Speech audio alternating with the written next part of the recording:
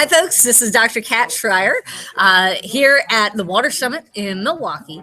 Another one of our fabulous one-on-one interviews with one of the two major sponsors of and founders of the organization, A.O. Smith. Well, you're not A.O. Smith. You're Joshua Greene. Right.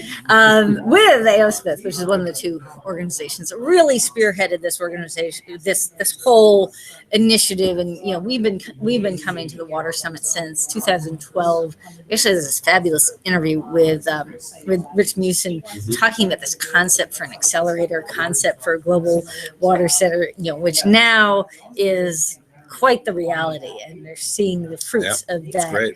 Of that effort. So tell us about yourself and where you fit within A.O. Smith, and this is your first Water Summit, right? It is my first Water Summit, and thank you for having me. Thank you. I am the new Vice President for Government and Industry Affairs for the A.O. Smith Corporation. I recently came in-house to the corporation in February of this year after being outside legal counsel for the company in Washington, D.C. for 8 years as part of my law firm practice, where I helped the company on their Department of Energy and Environmental Protection Agency regulatory issues, compliance with their products. Sure. Here in North America, almost every product that A.O. Smith makes is regulated by the federal government, as well as the state of California, of course, just like everything. So in that capacity, I made the transition earlier this year, and certainly continuing that activity in Washington, but also working with the company on sustainability issues, which was part of my legal background and practice, as well as helping them with their innovation pipeline and early stage company development. So you said sustainability was part of your legal background. Yeah. In what sense? Compliance and reporting. Had a number of very large public companies that had reporting obligations, as well as some smaller manufacturers that also were putting together both sustainability and corporate responsibility programs. So part of that was the legal counseling behind, all right, how do you want to scope this, structure it, report it, et cetera. Really great stuff. We actually the Water System just moved out of its location on Capitol Hill after 8 years. And now we're completely mobile. We're home as a webpage until we can wrap up the conferences in June and then get ready to do this Water Across America tour on our way out to relocating to LA. Wow, exciting. We're going to be working with media, we're going to be working with films and how to do the online education around that. I'm sure we'll still be coming back to DC and East Coast and Midwest and wherever the water conferences are, so we can bring these kinds of events to water citizens. Oh, fantastic. Yeah. Are you physically still staying in DC? Okay. I'm actually opening the corporate office for the company in DC next month. Okay. Whereabouts? We're going to be in the Southeast by Nats Ballpark. Oh, okay. All right. So not far from me. I was in Eastern Market. No, not too far. Closer to the Navy Yard, but yeah, an up and coming area that's under a whole lot of revitalization and along the lines of infrastructure wise, some of the things that we're talking about today at the Water Summit with green infrastructure, better flows for stormwater management, green roofs. The building we're moving in is a LEED Platinum certified building, so we're happy about that. But I think there's a huge disconnect of just how much of that sustainability and corporate social responsibility and circular economy stuff is going on in the private sector, as well as in large institutions. As I see it, having been in DC for the last 8 years, you had the executive orders, 13514 and that whole suite, and this greening the federal house, that suddenly people were doing sustainability in buildings and structured facilities at scale. And I think that's when people really stopped seeing water as just being taps and toilets and irrigation, and started making the connection that when you're dealing at those large scales of entire military base or VA hospital or whatever, your best savings on heating, on cooling, on energy costs to get water up and down floors happens in your water systems. That is true. That is true. And certainly for us and domestic water heating systems, we're the second largest energy load in a building and even in a dwelling after you take into consideration heating and cooling.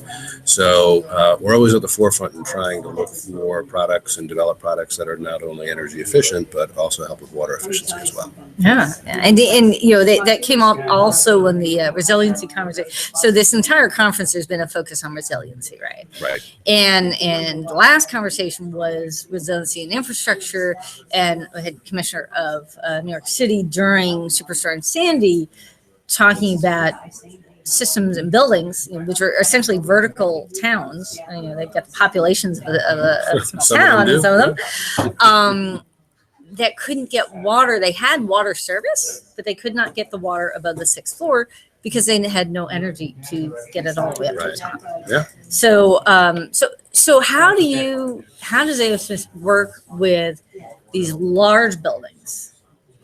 Yeah, so currently our products in terms of application of large commercial buildings or industrial facilities, institutions, really are limited to our water heating products as well as our boiler products. Right. So as far as efficacy and sustainability and ways in which water flows and energy management is concerned in the building, I mean, we're a piece of it because we have water heating equipment. One of the things that we are watching very carefully in the market, however, to this point, are different domestic hot water systems that can be applied at point of use or can be applied in an individual dwelling unit, no matter what floor, for instance, in a high-rise building. These are tankless product or instantaneous water heaters, as we it's a tankless job. Tankless water heater applications, and sometimes that makes sense. Yes. You just have to be concerned about the water efficiency involved in that. But we are watching that. So not having your water heater down in the basement and then having to pump it all the way up to the top floor versus doing some rainwater collection. So actually, a friend of mine, Ed, I never forget what's his name, Ed.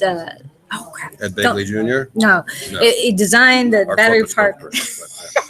Battery park towers and at the tip of Manhattan and South. Yeah. So and there's great photos of everything is blacked out during Superstorm Sandy, except for the buildings that he designed because they had these green infrastructure elements that also provided greater resiliency of the energy systems required to run the lights as well as to run the water. Right. So no, I remember that. I'm originally a New Yorker, but of course. Yeah. My mother lives on the Upper West Side. Still lives on the Upper West Side of Manhattan. Upper West Side of Manhattan wasn't as affected as Lower Manhattan, but I do remember seeing those pictures. Yeah. Well, my grandparents lived in Queens, there and you go.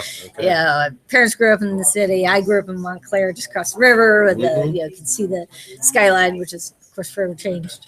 Outside the back window, and so we went in the city all the time. So I very much relate to what Carter was talking about today. Yeah. So now another area where water heating in particular came up when people started looking more closely at water in buildings was the particular needs of heating water for sanitation purposes. So, all of the one of the what the biggest or second biggest federal agency in terms of their power for water was Department of Justice.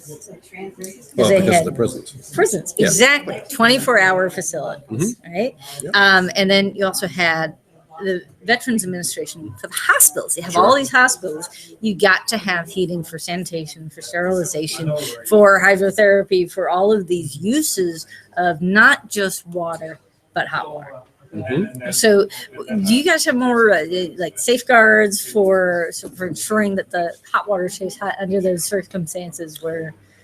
Well, most of those facilities. It's a health issue. There's certainly health concerns, but most of those facilities are either utilizing very large capacity tank storage water heaters that we make, We're in a lot of federal facilities across the country, or our boilers. It really depends on capacity and size of the actual facility, institution, the load that it needs.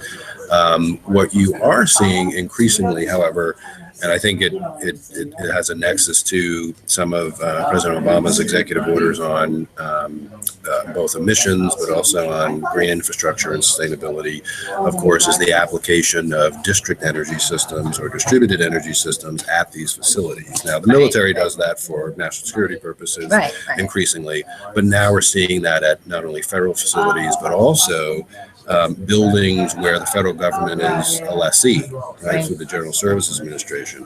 So in those applications, we will work with either the contractor or the developer to size an appropriate domestic or commercial water heating system that has redundancies and resilience worked into it.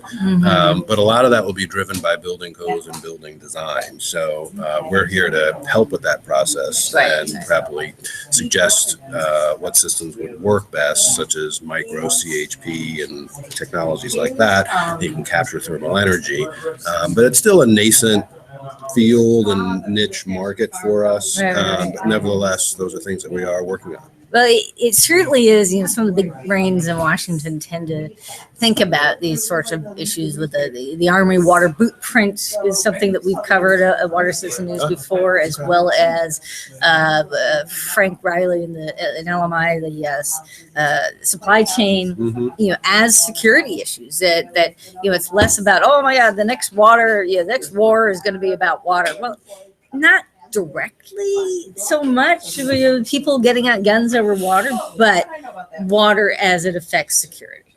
So if we don't have the water to build the Jeeps, if we don't have the water to build the planes, if we don't have the water to, you know, have the clothes for you know, military. Of course, we now have a new Carter and I were in the same class at Dartmouth, as is Eric Fanning, another classmate of ours, who's now the new Secretary of the Army. So all the 90s were doing really. Look at that. Really well. I know. I should be wearing my green. I'm wearing my purple for wastewater. But tomorrow. Well, no, tomorrow I think I'm wearing red, white, and blue. It's very patriotic. But anyway. Okay. But yeah. So a lot of interesting ways of thinking about water beyond just strictly water systems and wastewater systems. And of course, one of the main purposes of the Water Council and the Water Cluster here is innovation, and which you guys have also been a big player and had a big announcement this week. Why don't you tell folks about that? So we did announce that in participation with the Water Council and the Brew Accelerator, that A.O. Smith will be making up to $50,000 investments in companies, as well as paying for the 12-month tuition through the Brew Accelerator program. We have not placed a cap on how many of those awards we're going to make.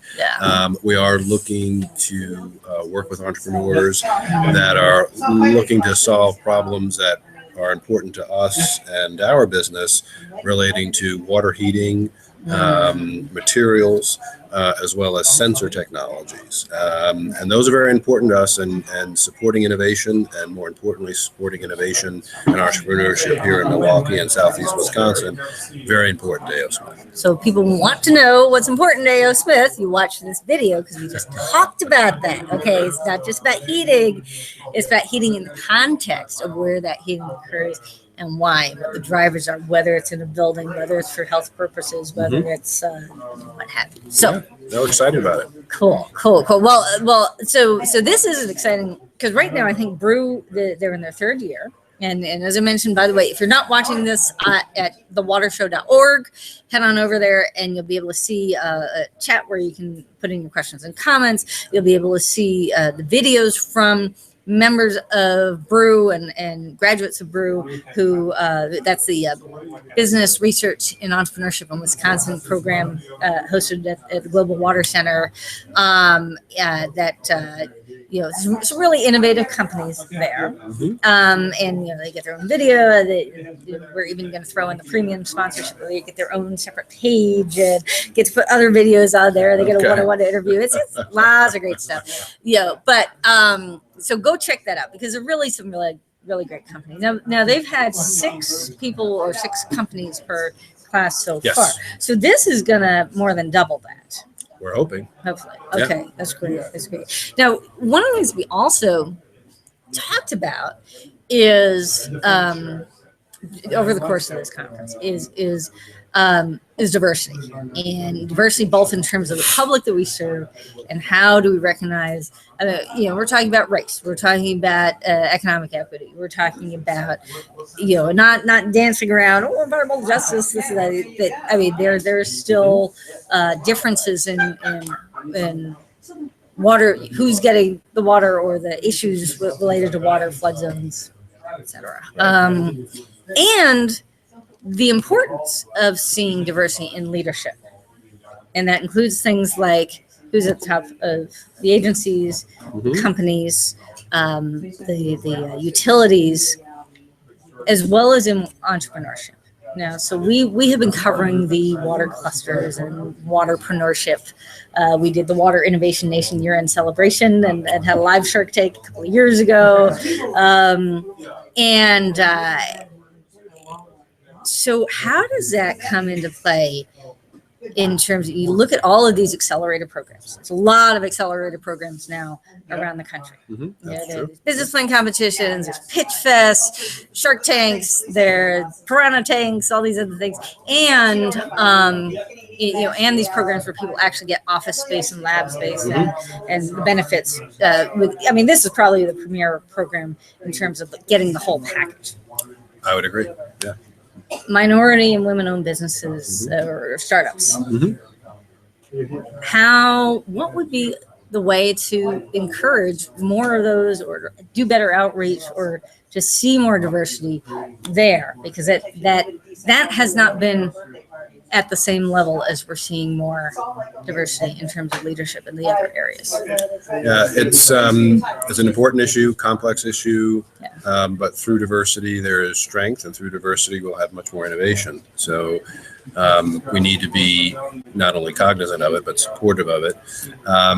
It's a multi-pronged approach. We think about it all the way through getting to early stage, elementary, middle school. We talk a lot in this country about STEM programs and vocational programs. That's just one thing to do. The other is a mentorship and opportunity.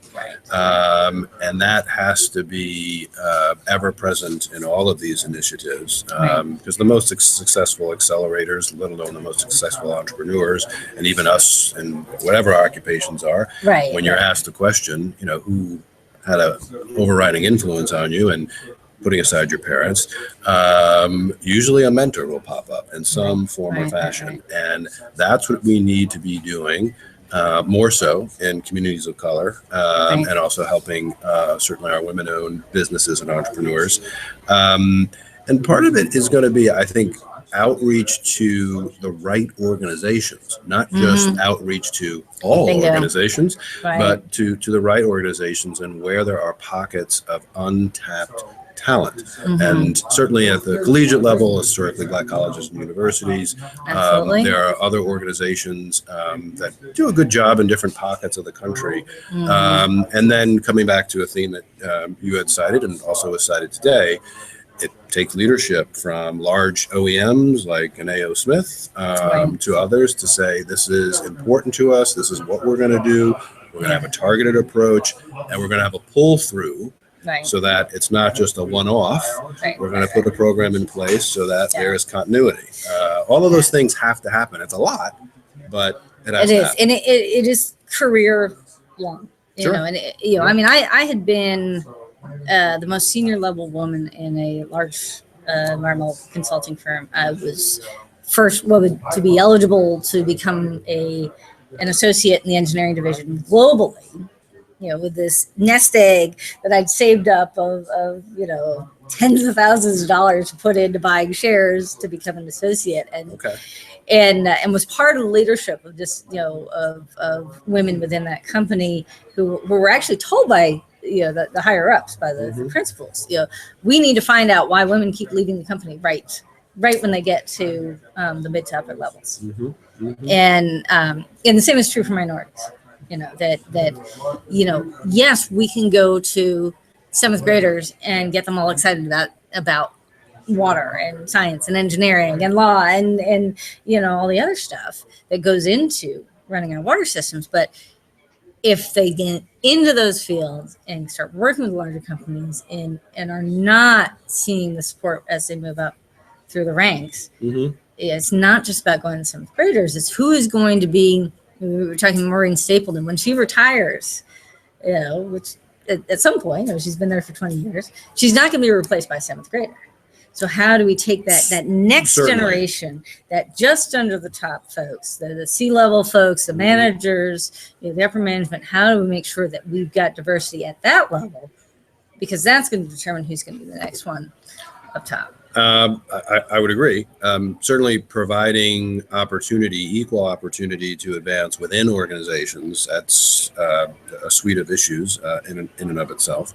But I also think leadership, whether it's public sector or private sector organizations, one of the things that used to be, I don't want to say more ubiquitous, but certainly utilized more in the past that I think we need to get back to are the externships while being an undergraduate. There are a lot of the land grant universities still do this and allow people to graduate in 5 years because they are working within an OEM or working within a public agency. Because you have to cultivate, to use a sports analogy, you have to cultivate your farm team so that you have people to come up through the ranks. And, people make their own personal decisions, but you want to make sure that you have an environment where people can thrive and advance. So again, multi-pronged, but all of these things I think are necessary. May I ask you what your background, family heritage? Sure. So I'm a mixture. My father is a African American, passed a while ago. My mother is white, Jewish. So I am a Jewish man of color. So growing up in New York City as a fourth generation New Yorker, not too big a deal. Given the diversity and the cosmopolitan nature of the city.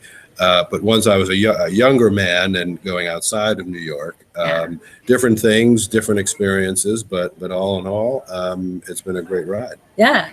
Well, I mean, just because, I think it's kind of taken for granted in places like New York, New Jersey, DC, and we didn't see as much diversity here at this event, and it is a city that is more racially diverse than what we saw represented in the room.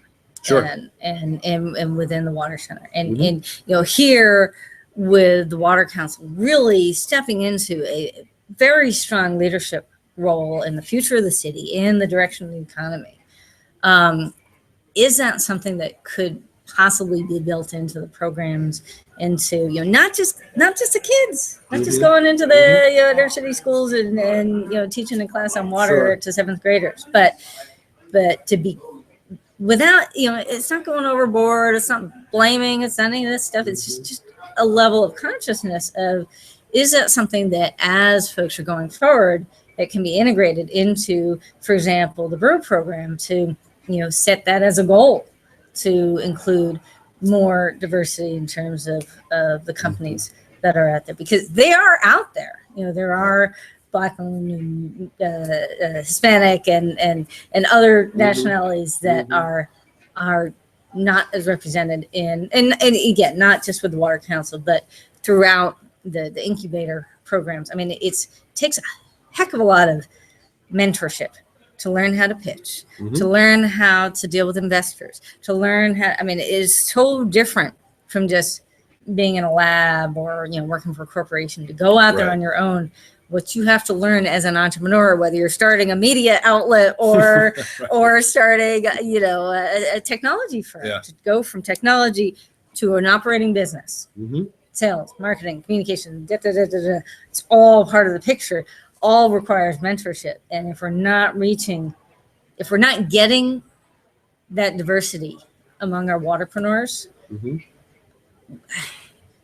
is it something that could be a goal that is integrated into going forward?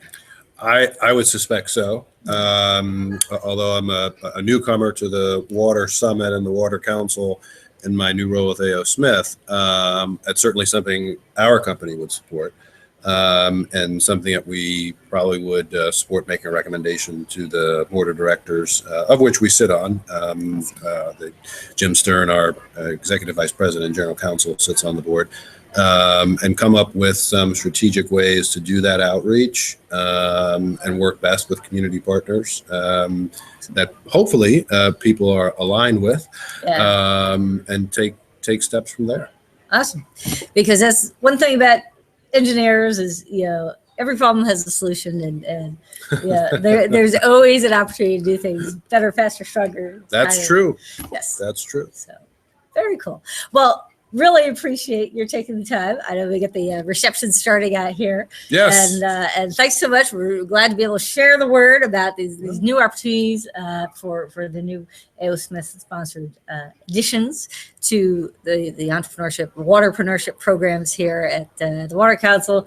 And thank you very much for being here. Thank you for having me. And thank you, Water Citizens, for watching us today and for watching all the coverage on the Water Summit here in Milwaukee. Join us next week as well for American Water Works Association Annual Conference Exposition, one of the two biggest conferences of the year. 12,000 of my closest friends will be down there in Chicago.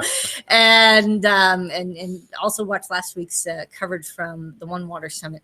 Excellent. Oh, and be sure to watch us on thewatershow.org. Check out the sponsors, Radon and Optotechnic, two of the brew companies through the Water Council. Great companies. And we will see you again on the Water Show.